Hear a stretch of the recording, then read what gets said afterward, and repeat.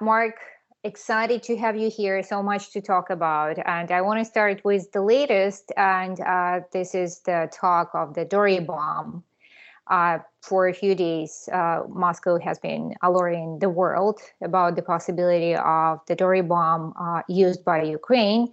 And we're hearing different talk on that. Can you just help us understand what is going on with that discussion?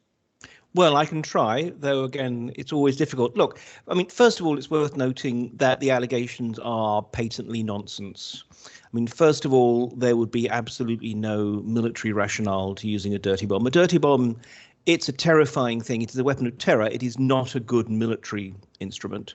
Secondly, the Russians are claiming that the Ukrainians would use a dirty bomb and then claim that it was actually a Russian low-yield nuclear weapon. The blast profiles, the radiation and so forth, totally different. So again, that doesn't hold water. So we can safely dismiss that. Now, look, although this comes with much more of a high profile than previous ones, given that it's being pushed, firstly by Defense Minister Shoigu to his various Western counterparts, and then now the Russians at the United Nations, in essence, this is nothing new.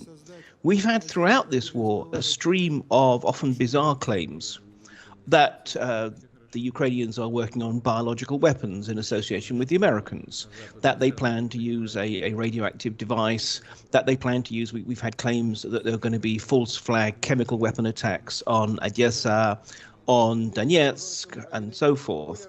So, I mean, given that there is this track record, none of these allegations have ever really come to anything. They have just quietly dissipated. What this suggests is this is just another, if slightly more extreme, part of the same propaganda campaign. And it's worth noting, after all, it came just before Russia started its Grom strategic nuclear exercises. So I think this is really just an attempt to spread concern in Ukraine, but above all in the West. I mean, it is quite striking that a central element of the Russian political campaign, and remember, this war is about politics and economics as much as it is about shooting, has been precisely to try and encourage various elements within the West to believe this is such a dangerous situation. It could escalate and get out of hand so easily and so quickly that some kind of a deal, even if it means concessions to Moscow, is a necessity. So I think that is really the intent behind these rather strange new claims. So, Mark, when we hear from the American side warnings of Russia using Dory bomb, and it's just basically the rhetoric is just turning table, and the exchange is just turning table and saying that Russia is going to use the Dory bomb. At the same time, Pentagon is saying that there is no signs or evidence of Russia preparing for any kind of a nuclear strike, or for that matter, using the Dory bomb. What's the logic behind this, kind of alleging back that Moscow is going to use what it is saying Ukraine is going to be using? Is it like a bit of a childish exchange, or there is some logic to that? There is a logic to it. I think it is just in case, and because we have to appreciate the limits of what we really do know about Russian intent, especially considering that when it comes down to it, it's just one man who talks to a handful of other men and makes the final decisions.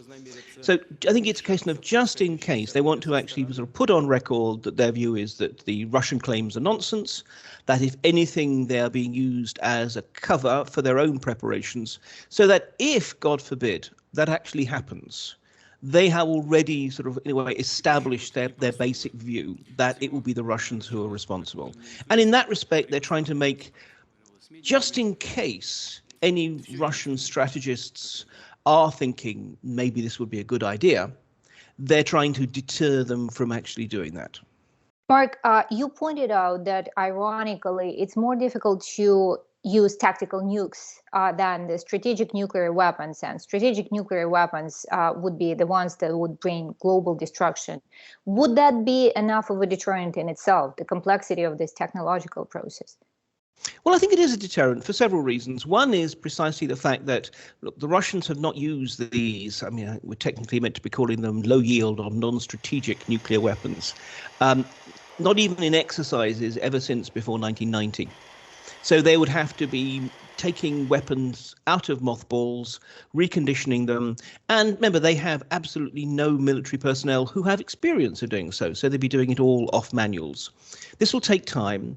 Then they will have to be moving the warheads around the country from one of the 12 depots in which they're based to a base level depot and then to wherever they'll be used.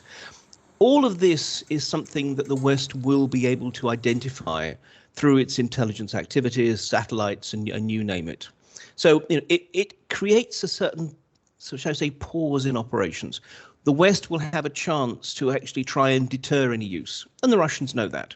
That's the first reason. Second reason is precisely that there's actually no real military value to using these weapons in Ukraine at the moment. They obviously, again, they sound terrifying. They are terrifying. But given that the Ukrainians are not going to obligingly unite their armed forces into one location where they can be taken out with a single strike, the use of these kind of weapons would essentially be as a terror weapon, as an attempt to try and force Ukraine or the West to come to the table. And at that point, this is essentially a political calculation. And the West is doing everything it can to signal openly and through other channels to Russia that the consequences for Russia would not be what it hopes, which is, in other words, to tilt the political battlefield in its favor, but quite the opposite, to actually bring about terrifying new consequences for Russia. So I think, at the moment, although we can't rule it out at some point in the future, and my concern, it may well be that Putin reaches a stage where he just feels he has no option but to throw the dice and hope. But at present, common sense, insofar as common sense is any judge in this war, suggests that the Russians have no reasons to use it, and in fact, a lot of good reasons not to. And that's even before we start thinking about how the Chinese and the Indians would respond, given that they're both very, very keen on the maintenance of the nuclear taboo. Oh, that's very interesting, Mark. Could you just speculate a little bit about the response of China and India? Because we've heard multiple times from the UN General Assembly and from the Security Council that China and India have been calling for peace, and they've been insisting on peace and the effort on all the sides to implement that. And you're suggesting that they would step in with some kind of a military response? I don't think a military response, but look, at the moment, Russia is distinctly short of friends, especially rich friends. It needs China, and to a lesser extent, it also needs India as markets and also as conduits for those goods that it still can import, considering the degree to which the sanctions regime is locking it out of so much of international trade. And in that context, therefore, it has, like it or not, become increasingly dependent upon Beijing. Now, Beijing is not especially happy with this war, not least because it invested a lot of money in Ukraine. And Ukraine, we must also remember, was its main import source of corn.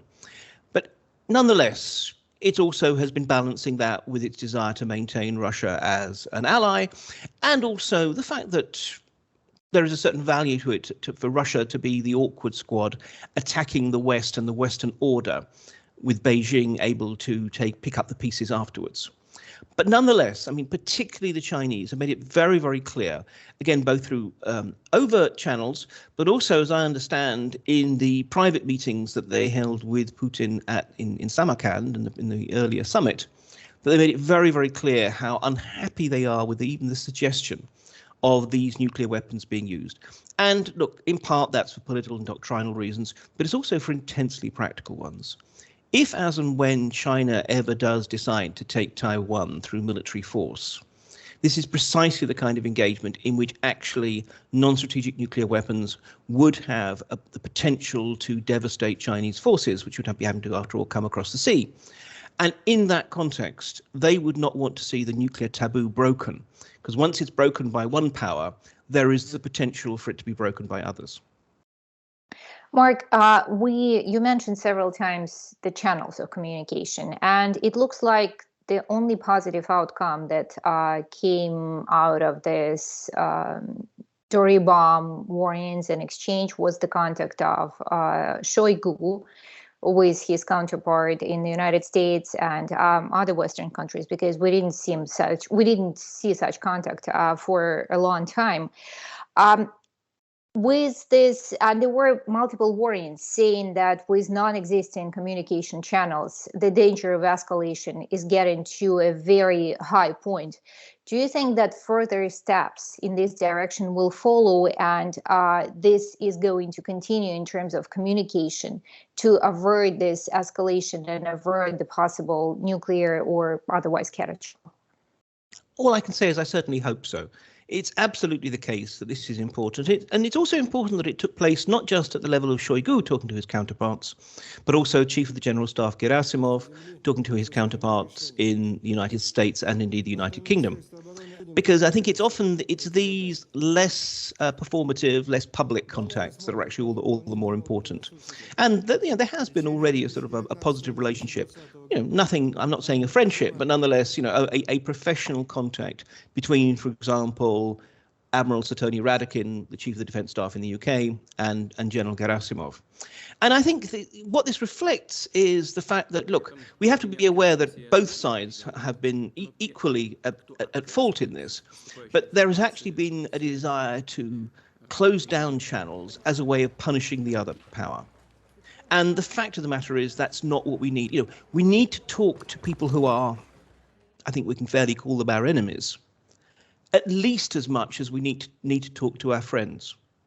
And therefore, yes, I certainly hope that this is the start of something more general in terms of military to military contact, but also that it can spread. I mean, the problem is we find that obviously Russia's chief diplomat, Mr. Lavrov, is now very, very heavily compromised because of all his previous statements, and also is clearly not in any way in the inner or even sort of nearby circles of Putin.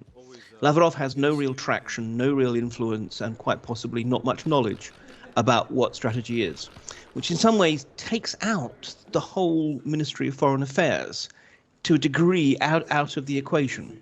Yes, ambassadors still talk to ambassadors and so forth, but given that we do need to find more channels, then actually turning to the military seems to be a very sensible one. Whether it'll happen, well, I think there is an appetite on the West, especially for the kind of less public, lower level, but more technical, practical contacts. It's really a question of whether or not the Russians are willing and able to play ball. And that is still the unknown quantity. When we're talking about possible negotiations, there is a growing number of calls at home and abroad here in the United States to bring the parties to the negotiating table, even though there is certain controversy. The House Democrats just retracted the letter to President Biden asking for kind of diplomacy with Russia. And official Washington and the U.S. administration keeps saying that it's entirely up to Kyiv to decide when and if these negotiations happen. Yet, as we discussed with you several months ago, the West is a combatant in Ukraine inevitably and has become from almost the very beginning. What do you think the White House prefers to position itself as kind of a non-stakeholder in this conflict? There's several reasons. One of them is just quite simply that with the midterms coming up, no one really is looking to try and build some kind of long-term strategy because they're also wanting to see quite what happens. So in a way, next month will therefore be crucial in that respect. More broadly, look, I think this whole mantra of saying that it's all up to Ukraine to decide how this war ends is really just a way of avoiding what would otherwise be very tough and perhaps most importantly, very divisive conversations in the United States, but arguably even more importantly, between the United States and its other NATO allies in Europe.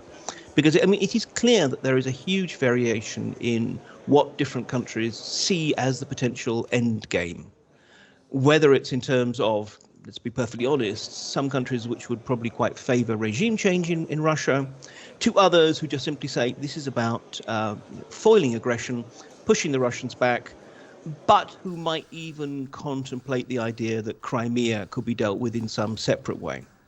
So, when you've got that whole spectrum of opinion, and also when you've got the fact that there are some countries where the pain of the economic conflict with Russia is being felt that much more strongly, and countries in some cases with governments that are that much more weakly based. Well, for all these reasons, no one, unfortunately, at the moment is willing to have that conversation. And I think this is why the White House is happy to present itself as not being a stakeholder. Of course it is, and it is already signaling that.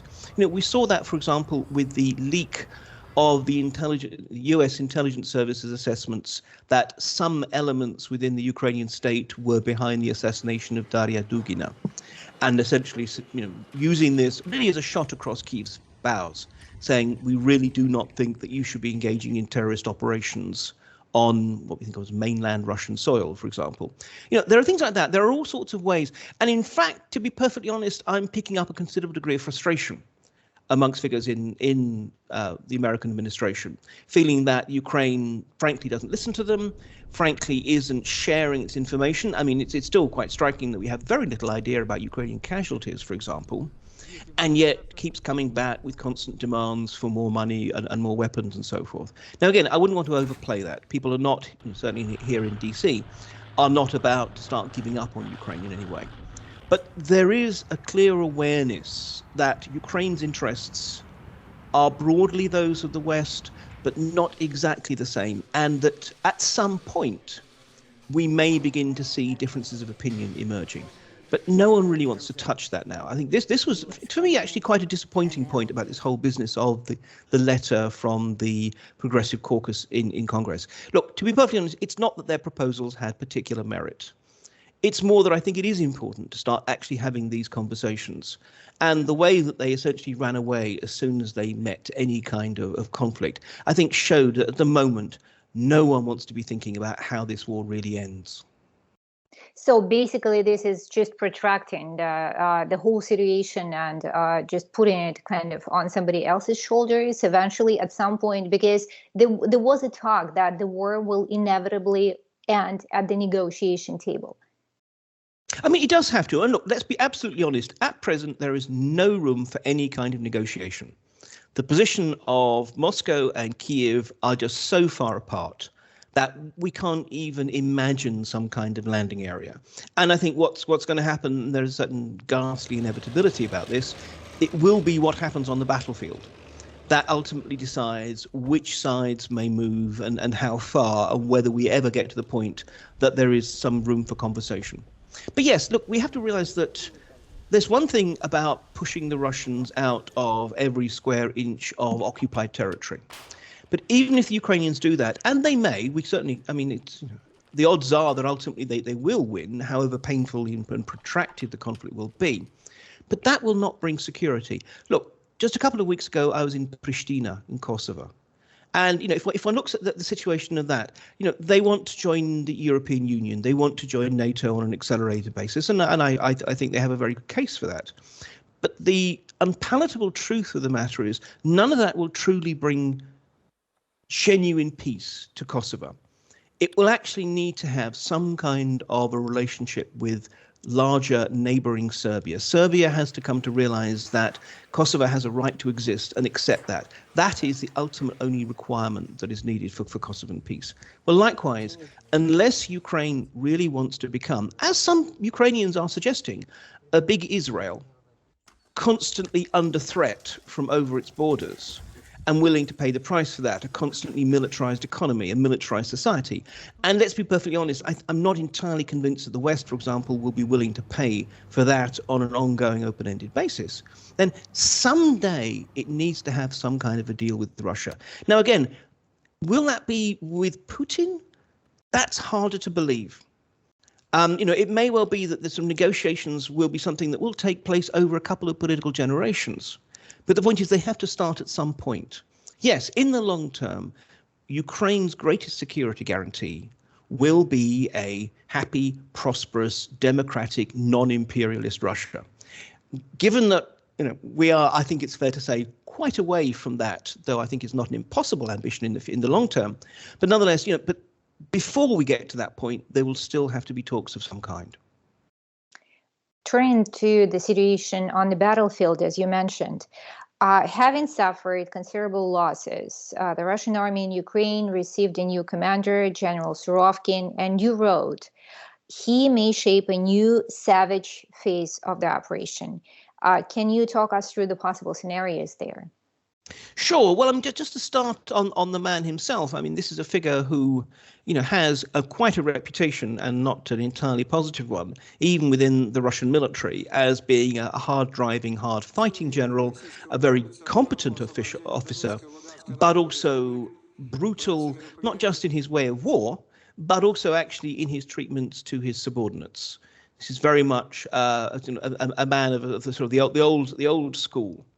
And it's interesting that he was chosen, although he's a career ground forces officer, he was then chosen to head Russia's aerospace forces in what was at the time, entirely unprecedented move.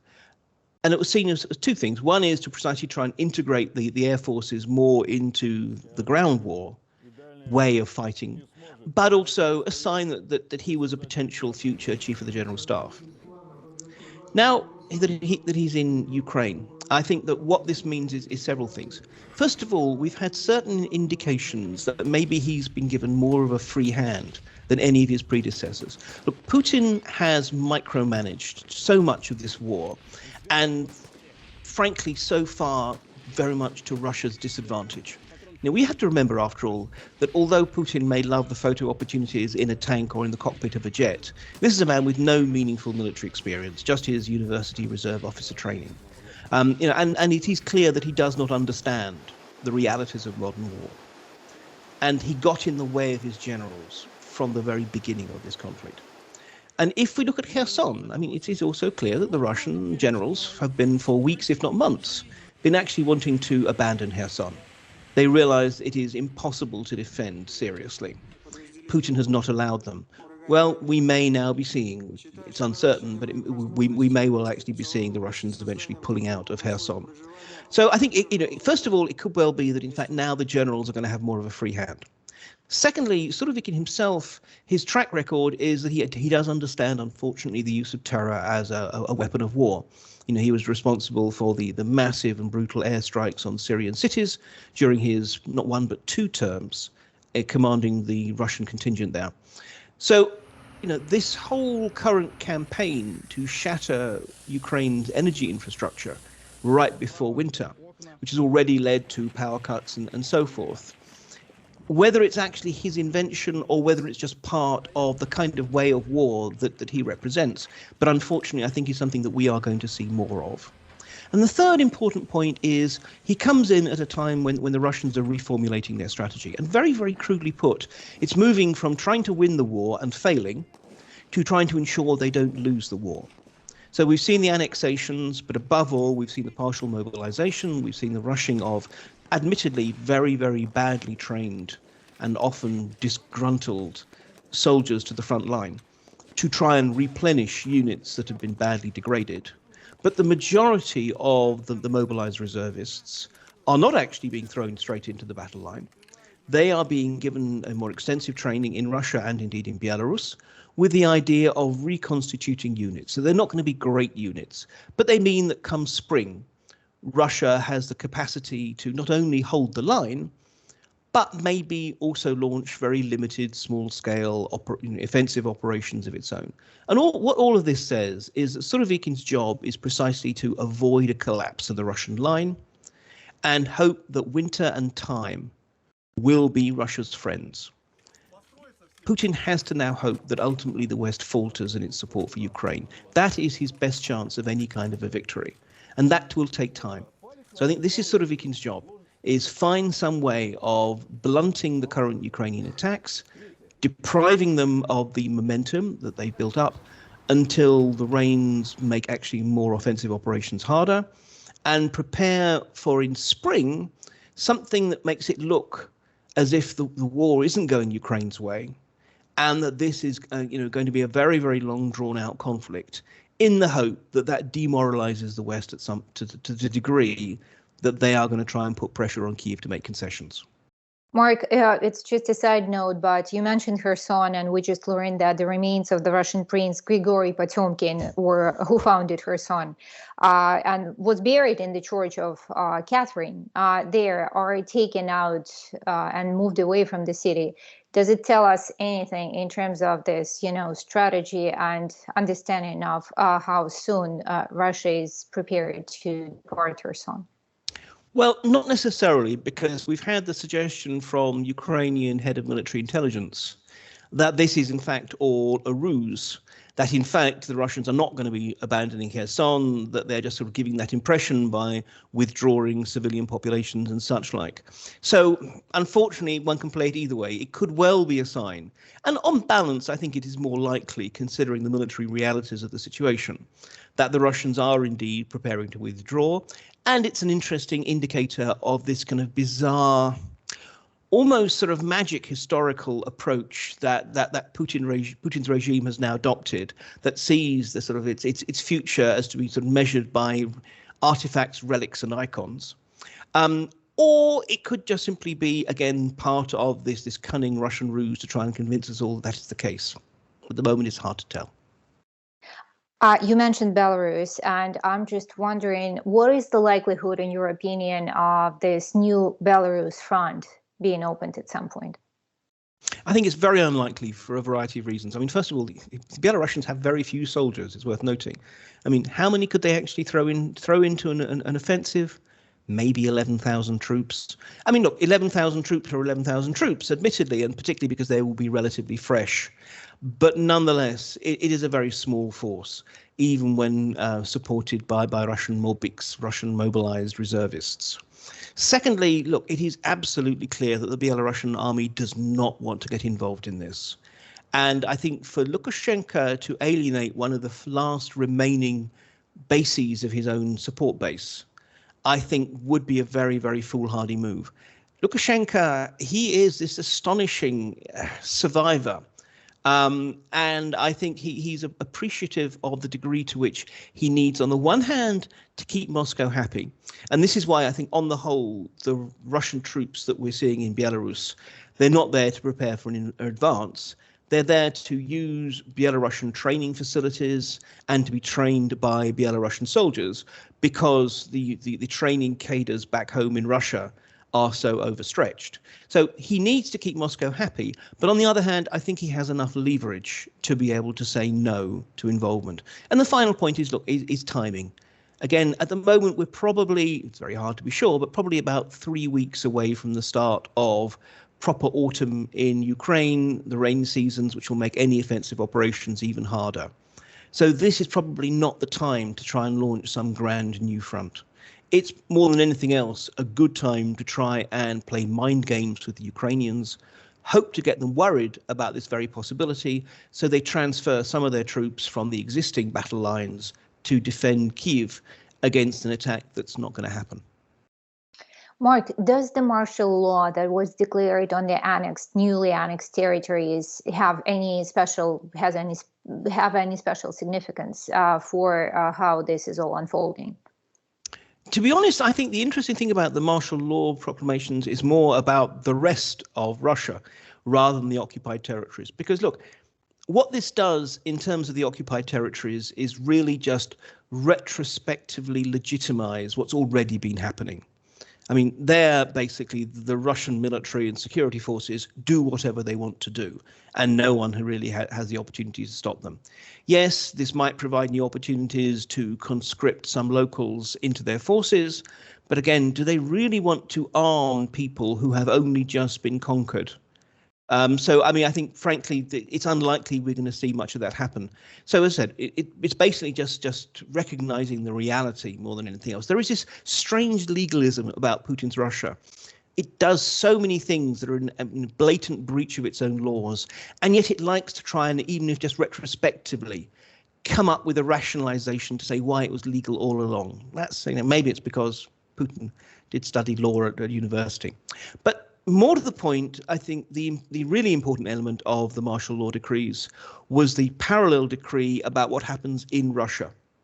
So we have a kind of a variegated levels of martial law that are being imposed in the neighboring oblasts, in the whole of the central and southern federal districts, and then actually on the rest of the country overall.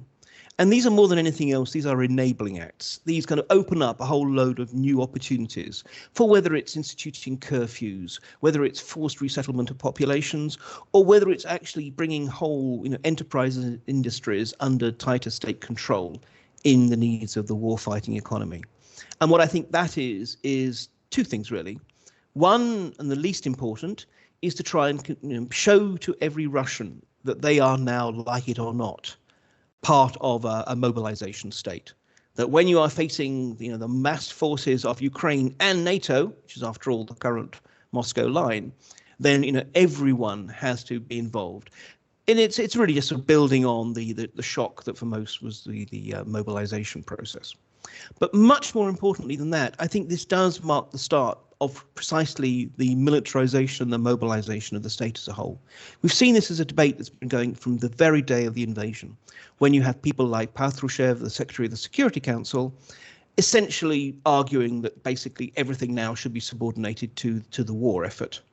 And at the time, the technocrats, including Prime Minister Mishustin, head of the presidential administration Vaino, and chairwoman of the central bank Nabulina, were able to push back and say, no, this is neither necessary nor actually useful.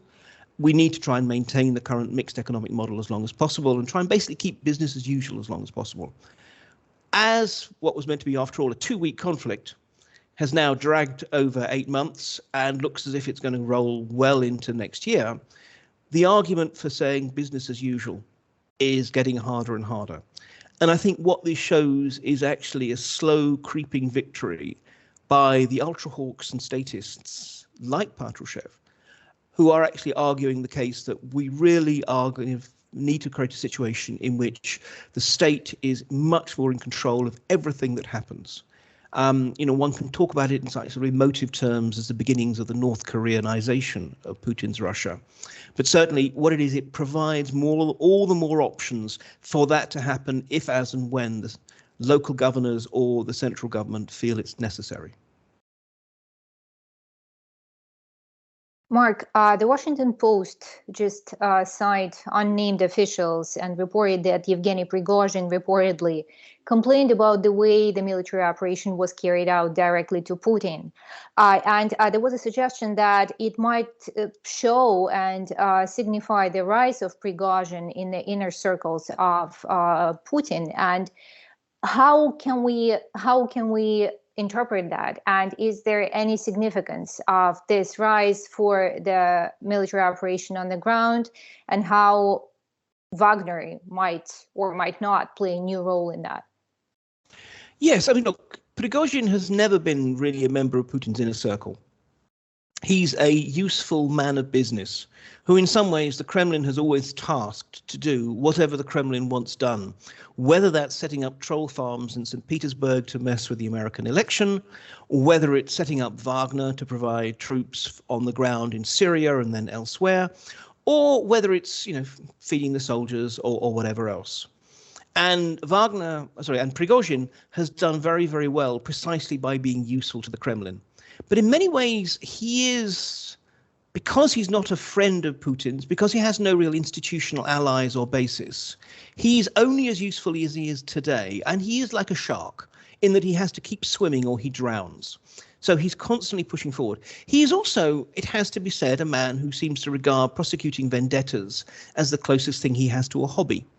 And it's really quite interesting that his current struggles with the defense ministry, because he's been, after all, very, very critical of Defense Minister Shoigu and the whole high command, brings a whole series of things together.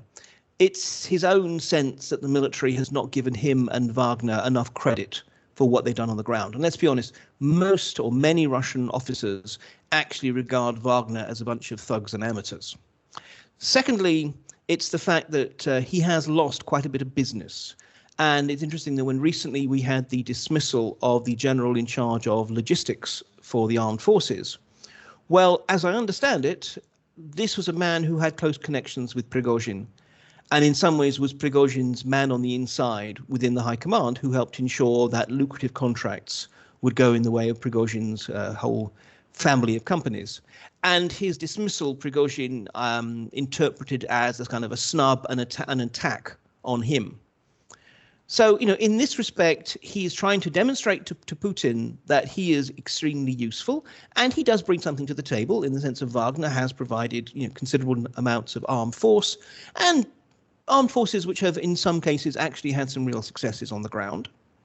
He's also enjoying himself by prosecuting his vendetta against Shoigu. And more than anything else, I don't think this shows that Prigozhin himself is rising. I think it shows precisely the kind of stresses we're seeing within the Russian elite. The Russian political system was designed to be divisive and conflictual, to be constantly see the rivalries of individuals against individuals, institutions against institutions, factions against factions, because that gave Putin his power. He was able to practice divide and rule and to adjudicate all of these disputes. He was the one who ultimately could resolve them, and therefore everyone needed to be dependent upon him. And what we've seen really since February, arguably before, but certainly since February, is Putin absent on that. He has not been doing his job. He seems to be so obsessed with the war and with certain elements of sort of high international politics that he has not been doing his job of, in effect, stabilizing the system. And therefore, we've been seeing so many rivalries emerging, whether it's Prigozhin or Kadyrov in the sort of the more overt way, but also lots of lateral rivalries between other institutions and agencies, and also within business. There's been a whole series of mysterious deaths. And I don't believe for a minute that the Kremlin is involved. I think on the whole, these are the outcomes of 1990s style business, in which murder has once again become a tactic in takeovers and contract disputes and the like.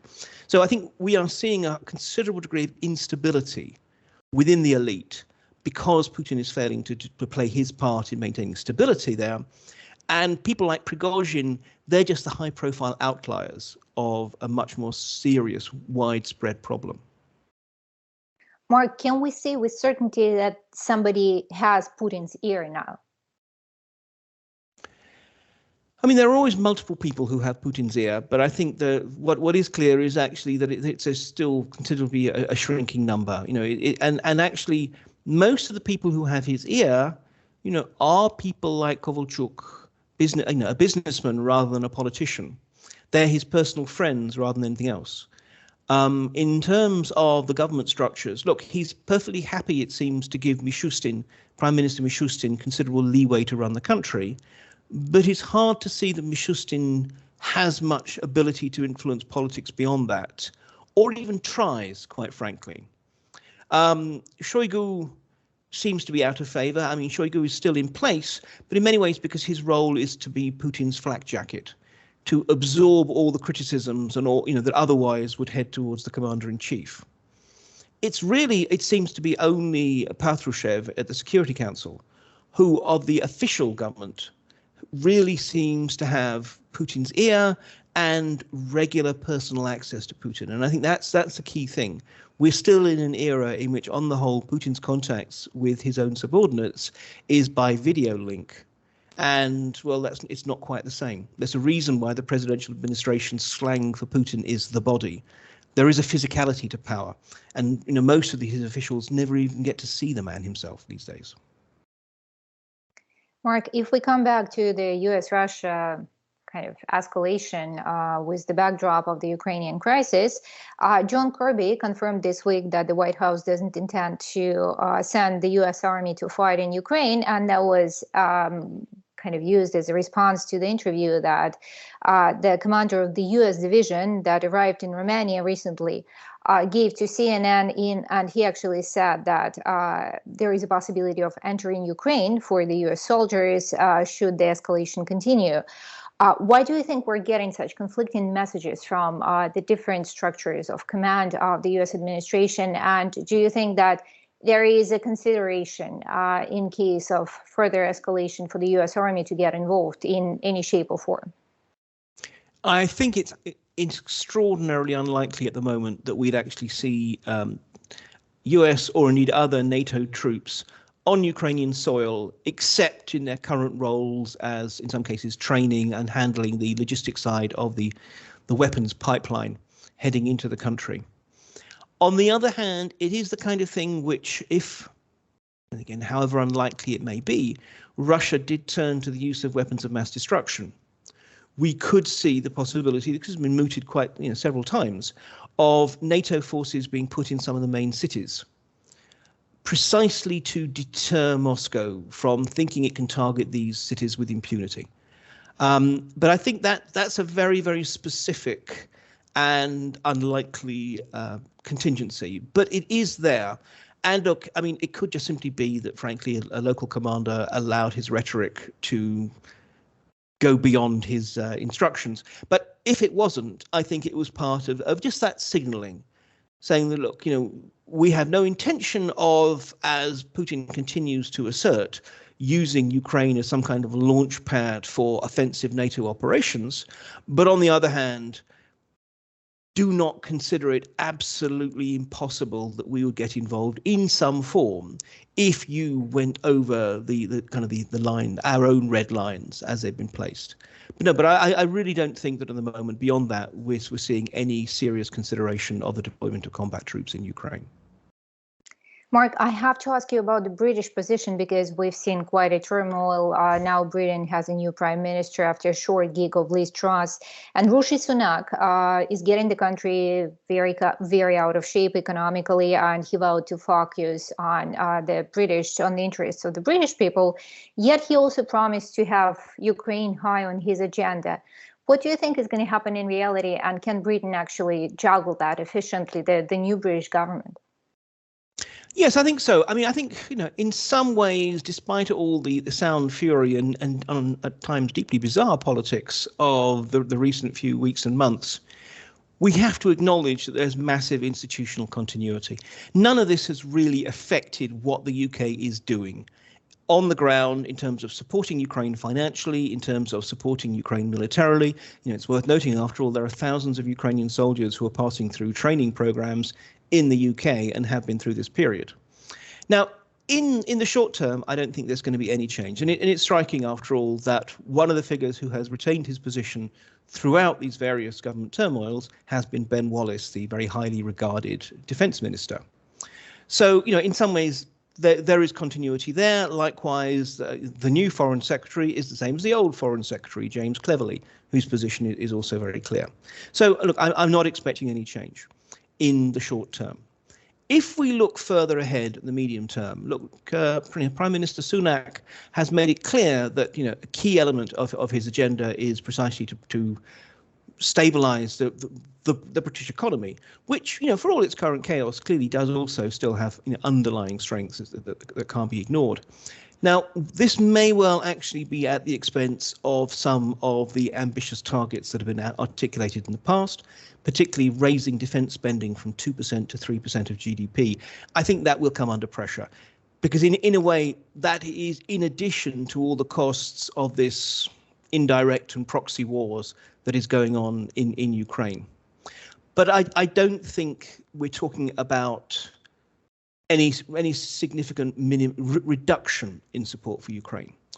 All I think it may mean is that if at some point in the future Ukraine is pushing for even more assistance, Britain will fall back and say, well, actually, look, if in terms of share of GDP, Britain is already, the European leader in terms of the assistance it is providing to Ukraine.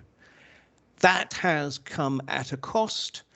And it's now time for other European countries to actually, shoulder their own element of the burden. So I think it's more that probably it will limit any further, any higher expenditures. But I don't honestly think we're going to see any real change for the moment in actually sort of Britain's willingness to continue to support Ukraine. In a curious development, we talked about Boris Johnson with you when he was still a prime minister. But in the meantime, he announced that he would essentially be lobbying, for the lack of a better word, the interests of Ukraine, and promised to spend much more time in Washington to be doing that.